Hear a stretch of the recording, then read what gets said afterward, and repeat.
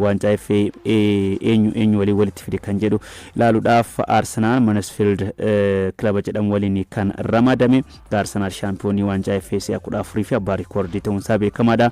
Taphni cimaan kan Newcastle United fi Manchester City ti akkasuma Wolves Liverpool waliin ramadameeti jira. West Ham Chelsea waliin kan ramadame. Bristol City Sunderland Leeds United Norwich City Fulham Southampton waliin ramadamaniiti jiru. Marsa kilaboota 16 hirmaachisuun jechuudha.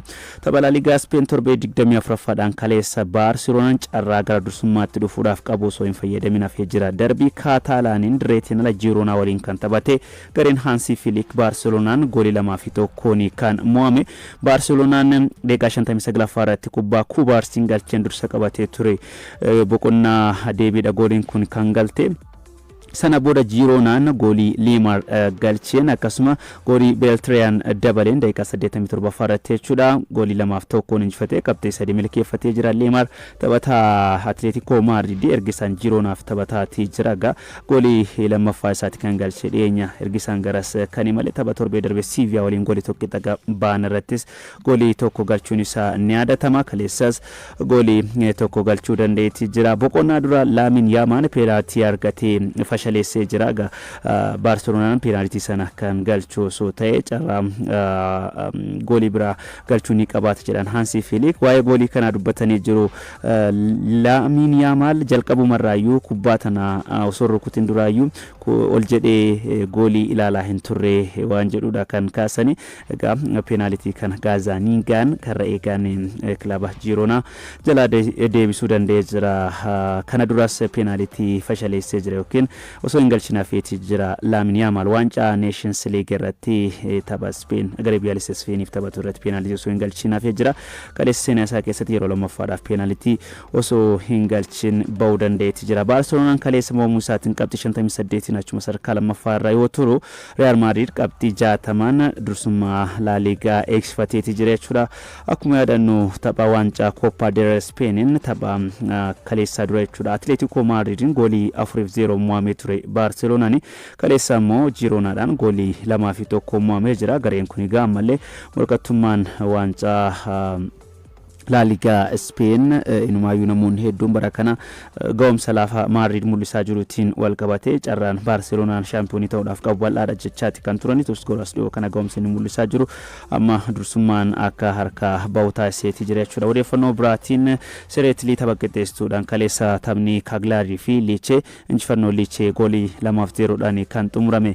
Champions League Awurooppaa marsaa mo'atanii darbuu kilaboota 16tiif darbuudhaaf har'a taphoonni ni taphatamu. Galatasaray sa'aatii 2:45 irraa eegalee Juventus Benfica halkan sa'aatii 5 Real Madrid simata Borussia Dortmund Atalanta akkasuma Monaco Paris Saint-Germain waliin morkiin geggeessan eegama. Leenjisaan Benfica Jose Mourinhoon tapha kanaan Real Madrid dorgommicha keessaa hambisuu barbaanna jedhanii gama biraatiin garuu leenjisichi Real Madrid waancaa La Liga Spain akka fudhatuun barbaada. Maaliif Alvaro leenjisaan Real Madrid leenjisaa kennaa addaa qabuu fi kubbaa miilaa ammayyaa keessatti barbaachisu waan ta'eef inni akka milkaa'uun barbaada jechuudhaan kan yaada kennanii. Odeeffannoo gaggabaaboo biraatiin ganna dhufu David Alaba fi Real Madrid akka gargar baanidha kan murtaa'e. Gama biraatiin ammoo odeeffannoo kaleessa bahin Real Madrid taphataa Liverpool Dominic Szoboszlai mallatteeffachuudhaaf sochii eegaluu isaatii kan gabaafame. Waancaa FA Englandin kaleessa taphni tokko taphatameetii jira. Brentford gara Leasing.com imaluudhaan kilaba liigii biyyoolessaa England keessa taphatu Macclesfield Town goolii 1-0dhaan injifatee marsaa 16 darbuu dandeetti jira. Brentford kaleessa qoramee ture jechuun ni danda'ama. Kilabiin ulaagaa kilabaa hin guunne Macclesfield Town taphichaan baay'ee morkataa jabaa ture. Marsaa boqonnaa dura inumaayyuu carraawwan hedduu uumuudhaan caalmaa fudhatee kan ture Macclesfield ture. Daqiiqaa 70ffaa irratti Hells Court taphataan jedhamu garee isaa irratti galchuudhaan Brentford kan injifate. Egaa osoo gooliin kun galuu baate carraa biraa qabaachuu danda'a ture kilabni kun Macclesfield jechuudha. Kaleessa Mohaammed Saatiin akka gaddees kilabichi yookiin dursaan taphattoota kilabicha daawwasan dubbateeti jira.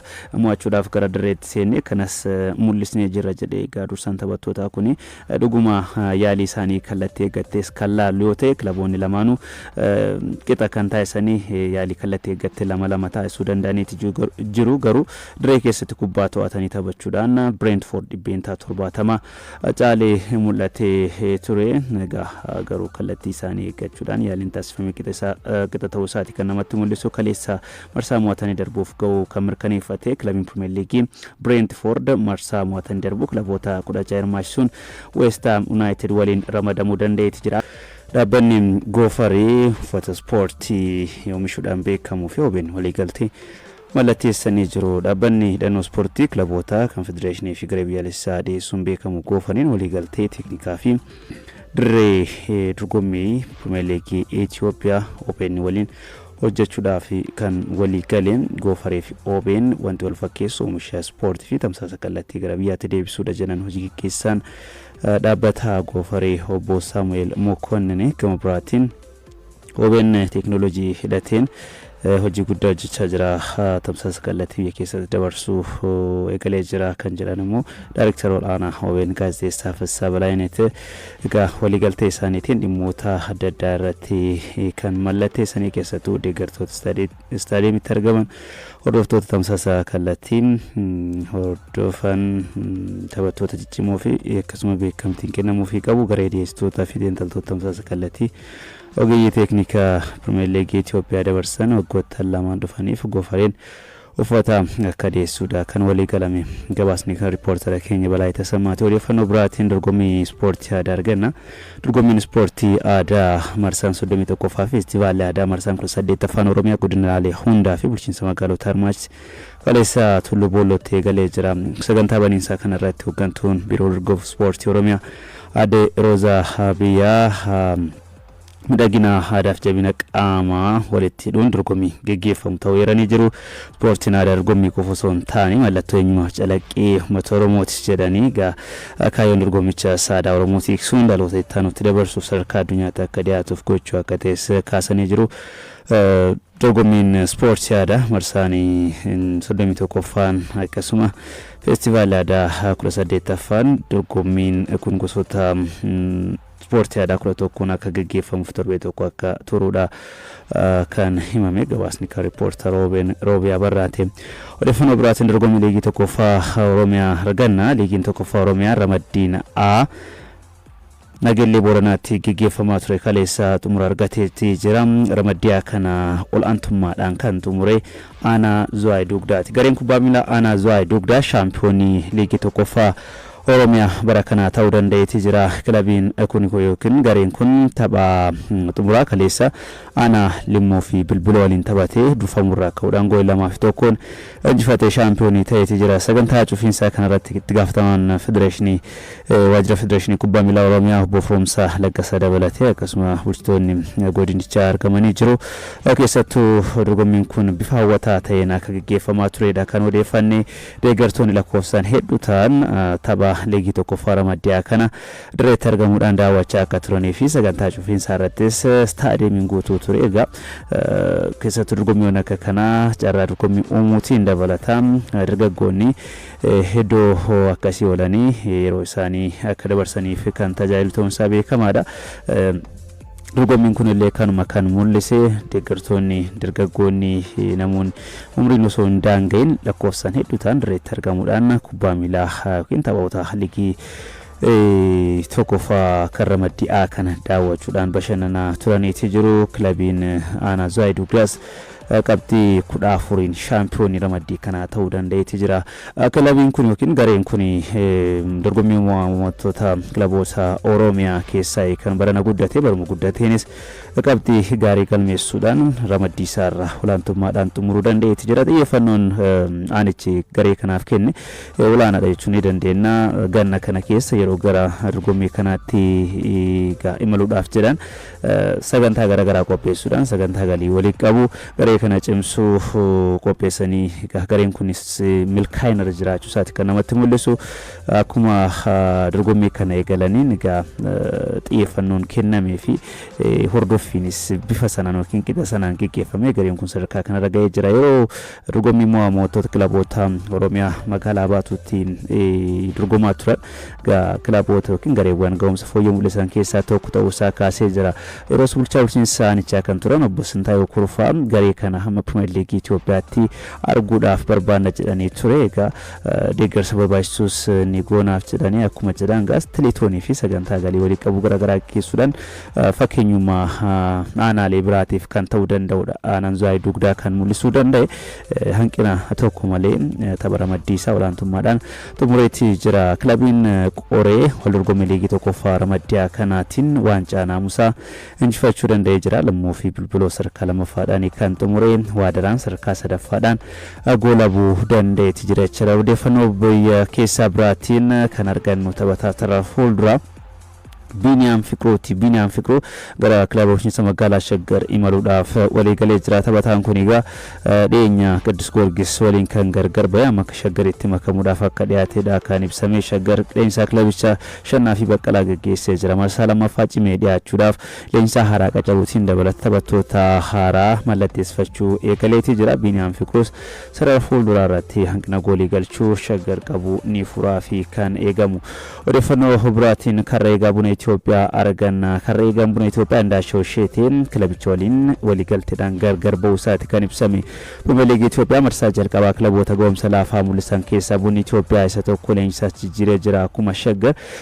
kilabiin kun marsaa jalqabaa taphoota torbe 19 irraa qabxii 23 walitti qabachuudhaan sadarkaa 13ffaan xumuruun isaa ni beekama karra eegaan kun taphoota 10 dirree seenuudhaan taphatee jira yeroo buna Itoophiyaa tajaajilee jira daqiiqaa 840 kan taphate amma garuu kilabicha waliin gargar ba'uudhaaf walii galuu isaati kan ibsame garee guddattoota Walaayittaa Diichaa keessaa kan argame akkasuma kilaboota kanneen akka kutaa bulchiinsa magaalaa Eekkaa Halaabaa fi amma dhiyootti immoo buna Itoophiyaaf tajaajilaa ture Indaashoon amma kilabichaan gargar ba'ee jira buufanni isaa eessa ta'uu danda'a kan jedhu kan eegamu ta'uu isaati Pirimeer Liigii Itoophiyaa umurii 20 gadi gaafa dilbata hawaasaatti eegalee kaleessa taphoota sadii keessummeessee jira gaafa baniinsaa Hadiyaa Hosaanaaf bunni Sidaamaa taphachuudhaan Hadiyaa Hosaanaan goolii 3 fi 2 injifatee ture Faasiliif Hawaasaan goolii 1 ta'anii kan xumuranii kaleessa taphoonni sadii yoo taphataman Qaayizaalaan Bahar Daar goolii 2 fi 1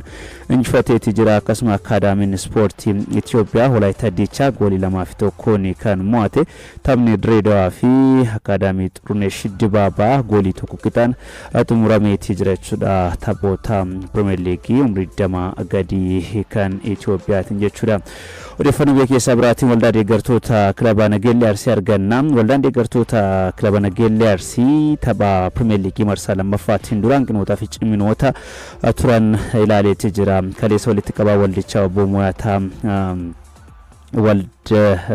waldee egaa deeggartoota kilabichaa keessattuu waldichi akka cimuuf gama naamusaatiin hojiiwwan gurguddaan hojjetamuu akka qabuudha kan kaasanii ciminoota marsaa duraarra turan akkasuma itti fufsiisuudhaan hanqinoota turan ammoo hambisuudhaan naamusa kubbaa miilaa keessatti badaatii dhufaa jiru hambisuudhaaf fakkeenyummaan Nageellee Arsii mul'achuu akka qabuudha obbo Mo'ataan kan kaasanii hojii keessan bulchiinsa magaalaa Nageellee Arsii kun egaa taphoota garaagaraa irratti garee kan irratti argamuudha yoo jajjabeessan amalee yoo kennaniif argaati kan turre egaa kubbaa miilaa kana barbaada kubbaa miilaa hojii kallattii tokko faan hojjetamu osoo hin ta'in hojii gareetti egaa milkaa'ina kilaba tokkootiif iddoo hundattuu deeggartoota irraa jalqabee hoggansa kilabichaa leenjisaa fi akkasuma akkuma waliigalaatittuu miirri taphattoota bira jiru bu'aa dirree irratti argamuuf sababa ta'uu isaatiin wal qabateen egaa hojiin gama kanaan hojjetamaati jiru Nageellee Arsii akka morkataa jabaa ta'uu taasisuu dandeetti jira deeggartoonni